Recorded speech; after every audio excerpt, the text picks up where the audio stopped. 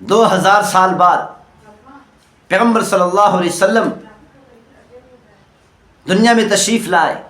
40 سال کی عمر میں اللہ تعالیٰ نے نبوت عطا کی۔ 50 سال کی عمر میں پیغمبر صلی اللہ علیہ وسلم کو معراج ہوا۔ پیغمبر صلی اللہ علیہ وسلم معراج پر تشریف لے گئے۔ جب سواری پر سوار ہو کر بیت المقدس پہنچے تو مصر قریب ہو گیا، تو جنت کی خوشبو آنے لگی۔ پیغمبر صلی اللہ علیہ وسلم نے فرمایا، اے جبرائیل، یہ جنت کی خوشبو کہاں سے آ رہی ہے؟ ابھی تک جنت تک تو نہیں پہنچے، جنت کی خوشبو کہاں سے آ رہی ہے؟ جبرائیل علیہ السلام نے عرض کی، یا رسول اللہ، آج سے 2000 سال پہلے فرعون نے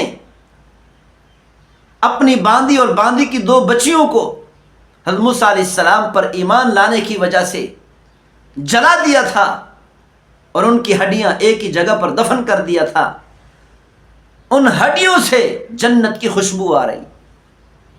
فرعون نے جب سے دفن کیا ہے اس وقت سے لے کر آج تک جنت کی خوشبو آ رہی، جنت کی خوشبو ان کی ہڈیوں سے پھوٹ رہی ہے۔ اللہ تعالیٰ نے باندی اور اس کی بچیوں کو اتنا بڑا انعام عطا کر دیا کہ دنیا سے رخصت ہوتے ہی سیدھی جنت میں پہنچ گئے۔ ہر مسلمان کو چاہیے کہ یہ سوچیں کہ میرا پروردگار مجھ سے راضی ہو۔ الحمدللہ رب العالمین والصلاة والسلام علی سید الانبیاء والمرسلین، اما بعد۔ ہر مسلمان کو چاہیے کہ مرنے سے پہلے اپنے پروردگار کو راضی کرے، جو قیمت بھی ادا کرنی پڑے ادا کر دے، لیکن مرتے وقت اللہ تعالی راضی ہونا چاہیے۔ زندگی ایسی گزارے شریعت کے مطابق، رسول اللہ صلی اللہ علیہ وسلم کی سنت کے مطابق، دین اسلام کے مطابق، دینی احکامات کے مطابق۔ جتنی بھی قربانی ادا کرنی پڑے قربانی دے دے، لیکن اللہ تعالیٰ کو راضی کر کے دنیا سے جائے۔ حضرت عبداللہ بن حذیفہ رضی اللہ تعالی عنہ کو روم کی فوج نے گرفتار کر لیا۔ جب گرفتار کر کے لے گئے، ان کو آگ میں جلانے کا فیصلہ کیا گیا۔ عبداللہ بن حذیفہ رضی اللہ تعالی عنہ کو آگ کے قریب لایا گیا تو حضرت عبداللہ رضی اللہ تعالی عنہ رونے لگے۔ جا کر کہا گیا روم کے بادشاہ کو کہ لگتا ہے کہ عبداللہ ڈر گیا ہے، یہ عربی آدمی ڈر گیا ہے، خوف زدہ ہو گیا ہے، لگتا ہے کہ اب ہماری بات مان لے گا۔ بادشاہ نے کہا میرے پاس لے آؤ۔ حضرت عبداللہ رضی اللہ تعالی عنہ کو رومی بادشاہ کے پاس لایا گیا۔ رومی بادشاہ نے پوچھا روئے کیوں ہو؟ حضرت عبداللہ بن حذیفہ رضی اللہ تعالی عنہ نے فرمایا، میں اپنی بے بسی پر رویا ہوں کہ اللہ تعالیٰ نے مجھے ایک جان دی ہے۔ یہ نہ سمجھنا کہ میں موت سے ڈر گیا ہوں، موت تو ہمارے لیے ایک تحفہ اور انعام ہے، اللہ تعالیٰ سے ملاقات کرنے کا، اپنے پروردگار سے ملاقات کرنے کا، اپنے پروردگار کی زیارت کرنے کا، یہ تو ایک پروانہ ہے ہمارے لیے۔ موت سے نہیں ڈرا، میں تو اپنی بے بسی پر رویا ہوں۔ بادشاہ نے پوچھا وہ کیسی بے بسی؟ حضرت عبداللہ رضی اللہ تعالیٰ عنہ نے فرمایا، میں سوچ رہا تھا کہ میری ایک جان ہے، ابھی تھوڑی ہی دیر میں آگ میں ڈالا جائے گا، جل کر راکھ ہو جائے گی، ختم ہو جائے گی۔ اے کاش میرے جسم پر بالوں کے برابر جانیں ہوتی اور میں ایک ایک کر کے یہ جانیں اللہ کے نام پر قربان کر دیتا تو پھر مزہ آتا۔ اب میری جان کو آگ میں ڈالا جا رہا ہے، لیکن شہید ہوتے ہوئے مزہ نہیں آئے گا۔ تو بادشاہ حیران رہ گیا، دنگ رہ گیا کہ یہ کیسے لوگ ہیں کہ موت سے اتنی محبت کرتے ہیں، موت کو اتنا چاہتے ہیں۔ صحابہ اکرام رضوان اللہ علیہم اجمعین یہ سوچتے تھے کہ جب ہم دنیا سے رخصت ہوں پروردگار ہمارا ہم سے راضی ہو، ہمارا رب ہم سے راضی ہو۔ ہر مسلمان کو یہی سوچ رکھنی چاہیے۔ دنیا میں واحد انسان ہے فرعون، جس نے انا ربکم الاعلی کا دعویٰ کیا، جس نے یہ دعویٰ کیا، لوگوں سے کہا، اپنی قوم سے کہا میں تمہارا سب سے بڑا رب ہوں۔ فرعون کے علاوہ دنیا میں کسی نے رب ہونے کا دعویٰ نہیں کیا، کسی نے خدا ہونے کا دعویٰ نہیں کیا سوائے فرعون کے۔ فرعون کی باندی مسلمان ہو گئی، مومن بن گئی، ایمان قبول کر لیا۔ حضرت موسیٰ علیہ السلام اس وقت نبی تھے، ان کا کلمہ پڑھ کر ایمان والی بن گئی۔ کچھ وقت تک اس باندی نے اپنا ایمان چھپایا، لیکن ایمان جیسی چیز چھپ نہیں سکتی، ایمان کی خوشبو آ ہی جاتی ہے۔ فرعون کو پتہ چلا کہ میری باندی مومن بن گئی ہے، ایمان والی بن گئی ہے، تو فرعون نے اس کو ڈانٹا اور اس کو ڈرایا دھمکایا اور کہا حضرت موسیٰ علیہ السلام کے رب کو اپنا رب نہ مانے اور اس کی بجائے مجھے اپنا رب مان لے تو میں تیرا گھر سونے کا بنا دوں گا، اتنا دولت دوں گا، ساری زندگی عیش و عشرت سے گزارے گی، اب باندی ہے، نکرانی ہے، سردار بن کر گزارے گی۔ باندی نے کہا یہ موت تو ہمارے لیے ایک تحفہ اور انعام ہے۔ تو فرعون نے کہا اگر تو نے مجھے اپنا رب نہ مانا تو میں تجھے ابلتے تیل کے اندر ڈال کر جلا کر راکھ کر دوں گا، تیری بیٹیوں کو بھی تیرے سامنے جلا کر راکھ کر دوں گا۔ تو اس باندی نے کہا یہ موت تو ہمارے لیے تحفہ اور انعام ہے، میں موت سے نہیں ڈرتی، اگر ایمان مضبوط ہے، اعمال صالحہ کر رہے ہیں، بدکاری سے دور ہیں، گناہوں سے دور ہیں،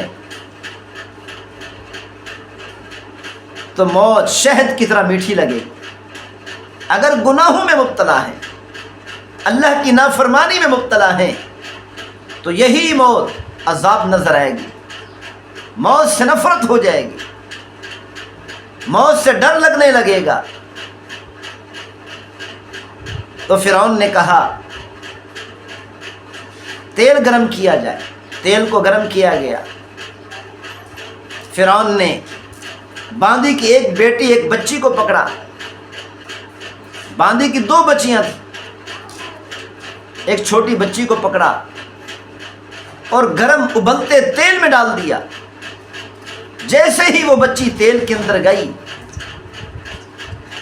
ایسے ہی تل رہی تھی جیسے مچھلی کو تلا جاتا ہے۔ والدہ کپ کپا گئی، ماں کی ممتا کپ کپا گئی، لرز اٹھی ماں۔ تو اللہ تعالیٰ نے ماں کی آنکھوں کے سامنے پردے ہٹا دیے۔ بچی کی روح جب پرواز کر رہی تھی اللہ تعالیٰ نے پردے ہٹا دیے۔ بچی کی روح نے کہا اصبری یا اے اماں صبر کرو، فإن لَكِ مِنَ الْأَجْرِ، آپ کے لیے جنت تیار ہے، تھوڑی ہی دیر میں جنت میں پہنچ جائیں گے، ڈرنے کی ضرورت نہیں، خوف کھانے کی ضرورت نہیں۔ پھر دوسری بچی کو پکڑا، اس کو بھی ابلتے تیل کے اندر ڈالا، وہ بچی بھی اس تیل کے اندر گئی اور اوپر کو ایسے ابھری اور ایسے تل رہی تھی جیسے مچھلی کو تلا جاتا ہے۔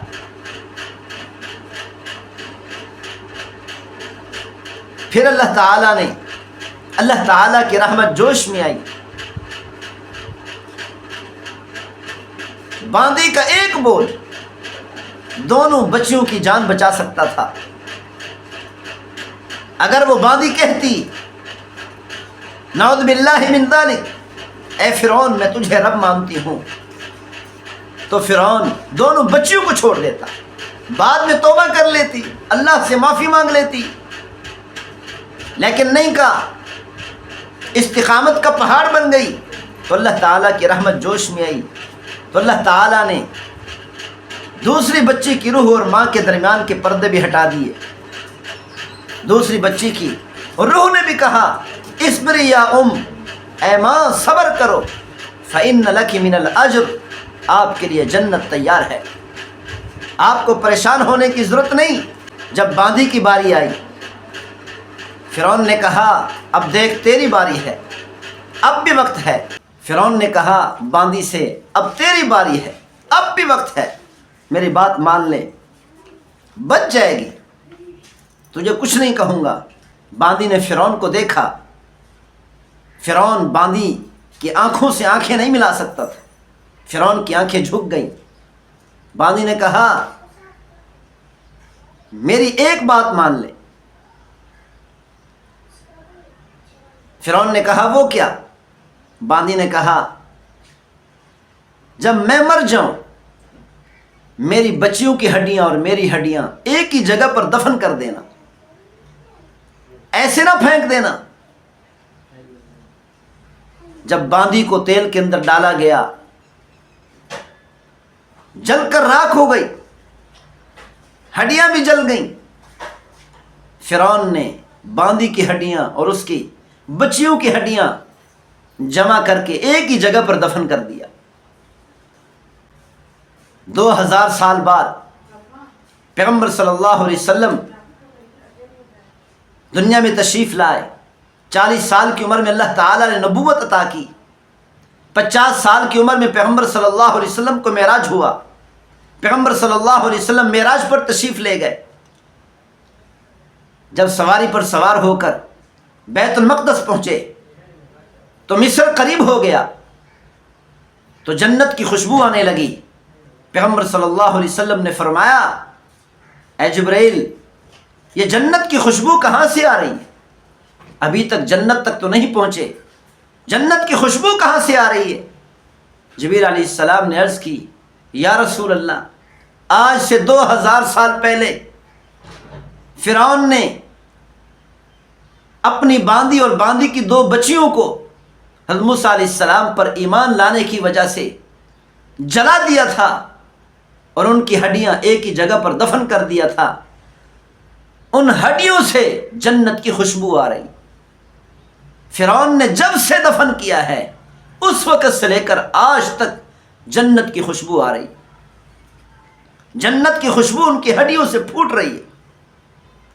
اللہ تعالیٰ نے باندی اور اس کی بچیوں کو اتنا بڑا انعام عطا کر دیا کہ دنیا سے رخصت ہوتے ہی سیدھی جنت میں پہنچ گئی۔ ہر مسلمان کو چاہیے کہ یہ سوچیں کہ میرا پروردگار مجھ سے راضی ہو۔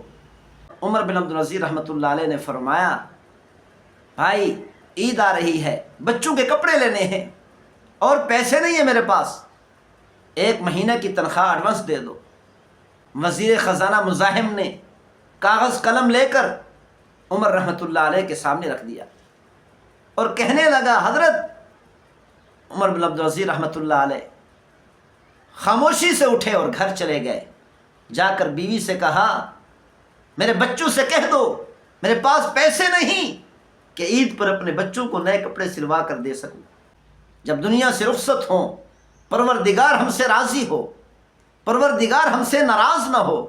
اگر پروردگار ہم سے راضی ہو گیا تو دنیا کے اندر جیسی بھی زندگی گزری، جتنی تکلیفوں سے گزری، بیماریوں سے گزری، پریشانیوں سے گزری، تو ان پریشانیوں اور بیماریوں کی، تکلیفوں کی، مشقتوں کی کوئی پرواہ نہیں۔ سب کچھ بھول بھال جائے گا، سب کچھ ختم ہو جائے گا۔ جیسے دنیا ختم ہو جائے گی، زمین آسمان ختم ہو جائیں گے، سورج چاند ستارے ختم ہو جائیں گے، ایسے ہی دنیا کی تکلیفیں بھی بھول بھال جائیں گی، ختم ہو جائیں گی۔ اگر خدا نخواستہ اللہ ناراض ہوا اور اللہ کی ناراضگی کی حالت میں دنیا سے رخصت ہوئے، دنیا کے اندر چاہے سلطنت تھی، حکومت تھی، دولت تھی، سب کچھ تھا، صحت تھی، پھر بھی نہ ہونے کے برابر ہے۔ ان کی کوئی حیثیت نہیں رہے گی، ان کی کوئی وقت نہیں رہے گی۔ کیوں؟ آخرت میں جہنم تیار ہے۔ اللہ تعالی ہم سب کی جہنم سے حفاظت فرما۔ عمر بن عبدالعزیز رحمۃ اللہ علیہ 3 بر اعظموں پر حکومت ہے۔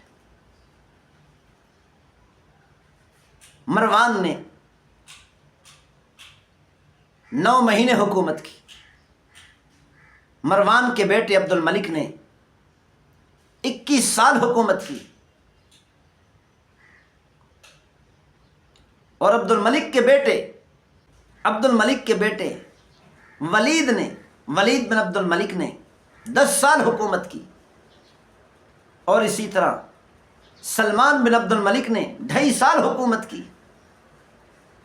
پھر سلمان کو زہر دیا گیا، جب وہ دنیا سے رخصت ہونے لگا ایک اچھا کام کر گیا، اور امید ہے کہ سلمان کو اللہ تعالی یہ اچھا کام کرنے کی وجہ سے ضرور اجر عطا فرمائے کہ سلمان بن عبد الملک نے وصیت نامہ لکھا کہ میرے بعد عمر بن عبدالعزیز رحمۃ اللہ علیہ کو خلیفہ بنایا جائے۔ اپنے بھائی کے بارے میں وصیت نہیں لکھی، اولاد کے بارے میں وصیت نہیں لکھی، عمر بن عبدالعزیز رحمۃ اللہ علیہ کے بارے میں وصیت لکھی۔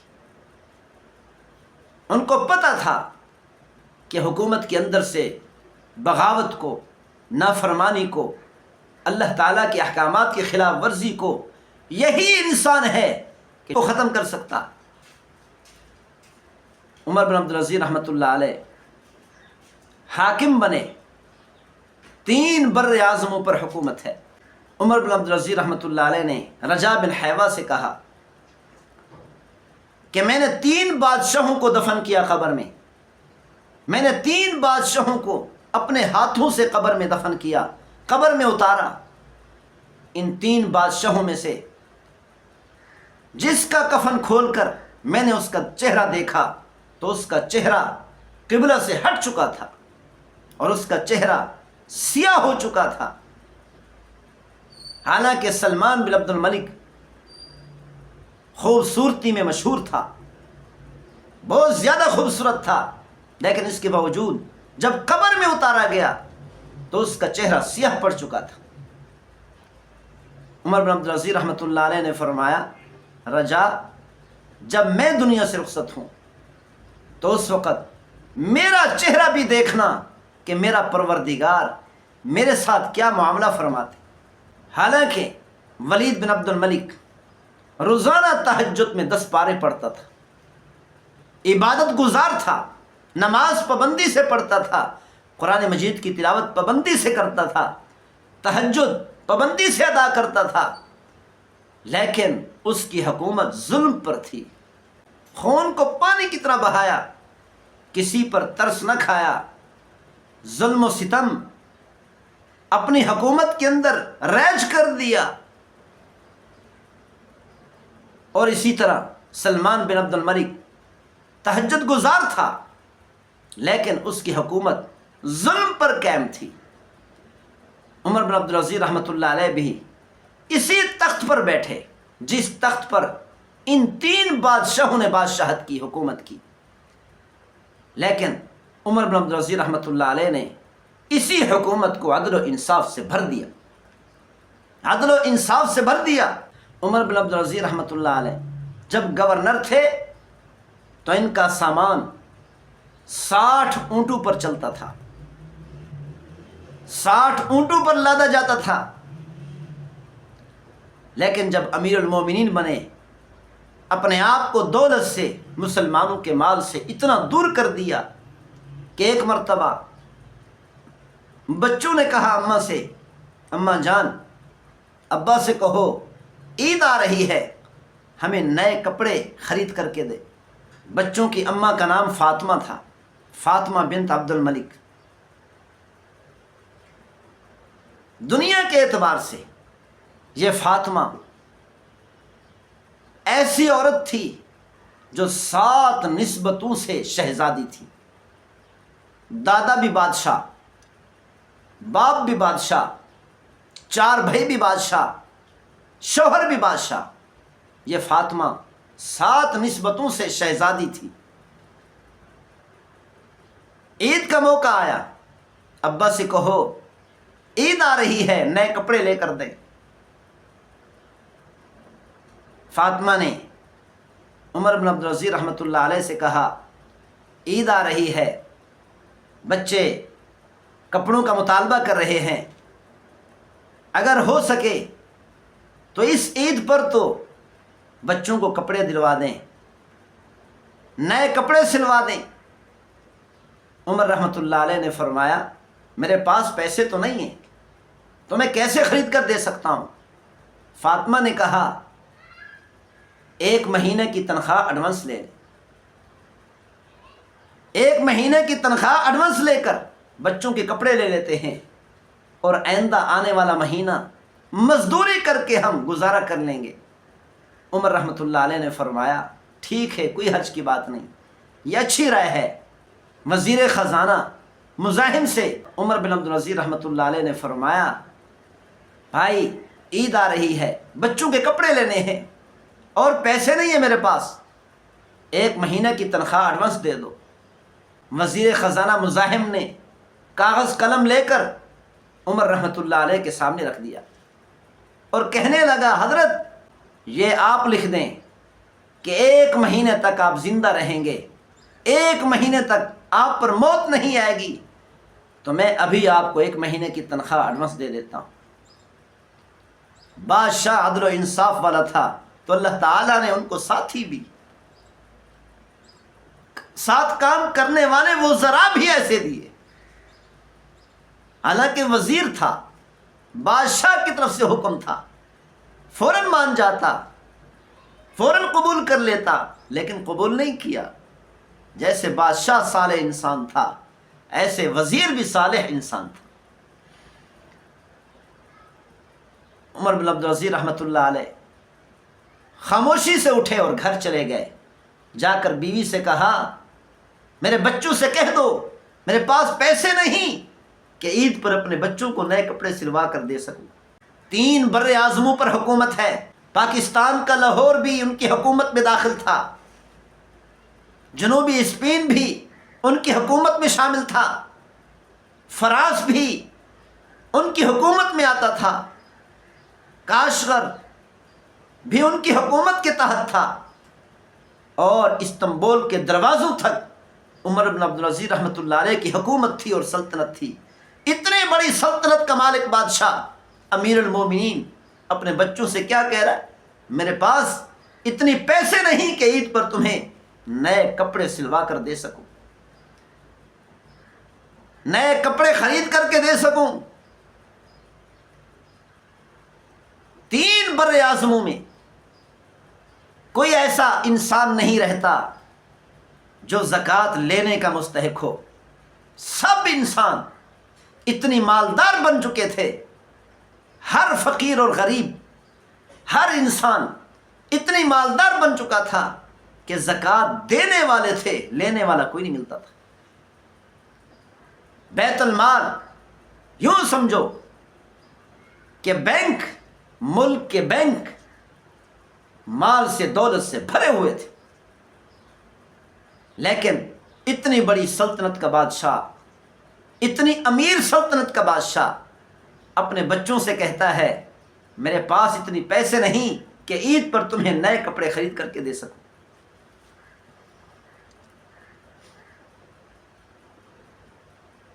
عید کے بعد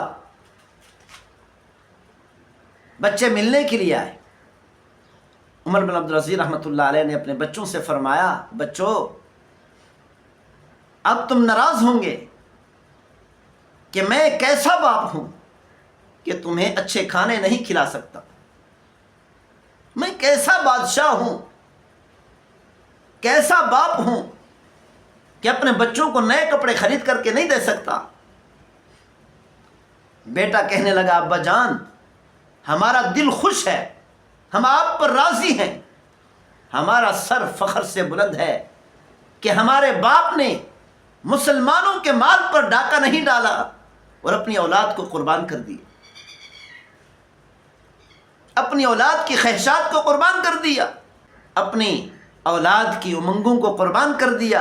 ایک مرتبہ گھر میں تشریف لائے، بچیاں تھیں، اپنا منہ چھپانے لگی، منہ پر کپڑا دینے لگی۔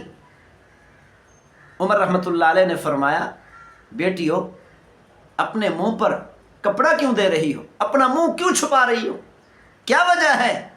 خادمہ نے کہا، حضرت ان بچیوں نے پیاز توڑ کر کھانا کھایا ہے، کھانا پیاز توڑ کر کھایا ہے، پیاز کے ساتھ کھانا کھایا ہے، اسی لیے منہ کے اندر پیاز کی بدبو ہے اور آپ کو بدبو سے نفرت ہے، اسی لیے یہ بچیاں اپنے منہ پر کپڑا رکھ کر اپنا منہ چھپا رہی تاکہ آپ کو بدبو نہ آئے۔ عمر بن عبدالعزیز رحمۃ اللہ علیہ رونے لگ گئے، اتنا روئے کہ داڑھی مبارک آنسو تر ہو گئی، داڑھی مبارک آنسو سے تر ہو گئی۔ فرمانے لگے، بچیوں آج میں تمہیں اچھے کپڑے بھی پہنا سکتا ہوں، اعلیٰ قسم کے کھانے بھی کھلا سکتا ہوں، اعلیٰ قسم کے مشروبات بھی پلا سکتا ہوں، اعلیٰ قسم کی سواریاں بھی دے سکتا ہوں، اعلیٰ قسم کے بنگلے بھی دے سکتا ہوں، لیکن تمہارا باپ جہنم کی آگ کو برداشت نہیں کر سکتا، اسی لیے مجھے معاف کر دینا۔ گھر میں بچیاں پیاز کے ساتھ کھانا کھا رہی ہیں اور باہر ہر انسان دولت مند بن چکا ہے، رعایا کا ہر فرد دولت مند بن چکا ہے، زکوٰۃ دینے والا بن چکا ہے، زکوٰۃ لینے کا کوئی مستحق ہی نہیں ملتا۔ اعلان کر کر کے تھک جاتے ہیں بازاروں میں، مساجد میں، سڑکوں پر کہ کوئی زکوٰۃ لینے والا ہو، کوئی زکوٰۃ لینے والا نہیں ملتا۔ وزیر خزانہ کہتے ہیں جب دوسروں کو دینے کی باری آتی ہے، عمر بن عبدالعزیز رحمۃ اللہ علیہ کی طرف سے فرمان جاری ہوتے ہیں کہ فلاں آدمی کو 500 درہم دے دو، فلاں کو 5000 درہم دے دو، فلاں کو 10,000 دینار دے دو، فلاں کو اتنا پیسہ دے دو، فلاں کو اتنا پیسہ دے دو۔ لیکن جب عمر رحمۃ اللہ علیہ کی باری آتی ہے تو یہ لکھا ہوا ملتا ہے کہ عمر کے گھر میں 1 درہم خرچے کا بھیج دو، عمر کے گھر میں 1 درہم خرچے کا بھیج دو۔ بادشاہ کے گھر میں 1 درہم سے زائد نہیں جاتا۔ جب لوگوں کو دینے کی باری آتی ہے، ہزاروں دراہم قربان کر رہے ہیں۔ جب سخت بیمار تھے عمر بن عبدالعزیز رحمۃ اللہ علیہ، موت کے قریب تھے، تو عیادت کے لیے مسلمہ بن عبد الملک آئے تو اپنی بہن فاطمہ سے کہا، بہن